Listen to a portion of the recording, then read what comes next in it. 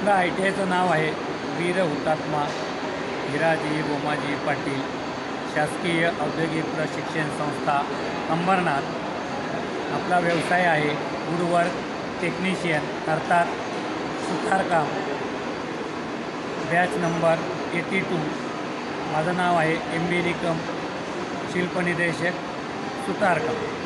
आता आपण जो जॉईंट घेणार आहोत त्या जॉईंटचं नाव आहे कॉर्नर माइटर हाफलॅप जॉईंट। आता ह्या जॉबचा उपयोग आपल्याला फोटो फ्रेम किंवा फ्रेम बनवायची असेल तर त्या फ्रेमसाठी या जॉईंटचा उपयोग केला जातो। आता आपल्याला दिलेल्या ड्रॉईंगप्रमाणे मटेरियल घेऊन ते नेहमीप्रमाणे रंध्याच्या साहाय्याने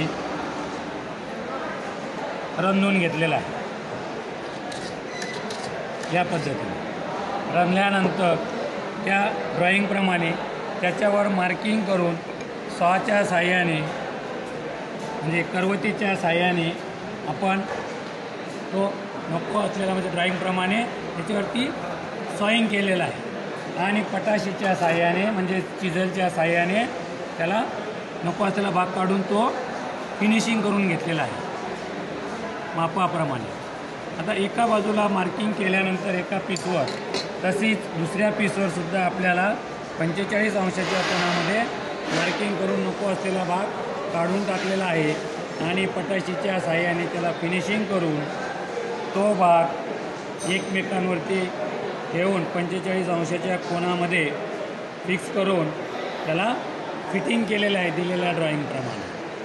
अशा पद्धतीने आपण कॉर्नर माइटर जॉईंटचा उपयोग केला किंवा कॉर्नर माइटर जॉईंट तयार केलेला आहे। ह्या जॉईंट तयार करण्यासाठी आपल्याला रंधा, मार्किंग गेज, पटाशी, हँडसॉ, आपला टेनन सॉ, फुटरूल आणि चीजल आणि बेवल स्क्वेअर 45 अंशाच्या कोनामध्ये मार्किंग करण्यासाठी जे साधन वापरलं जातं त्याला बेवल स्क्वेअर म्हणतात।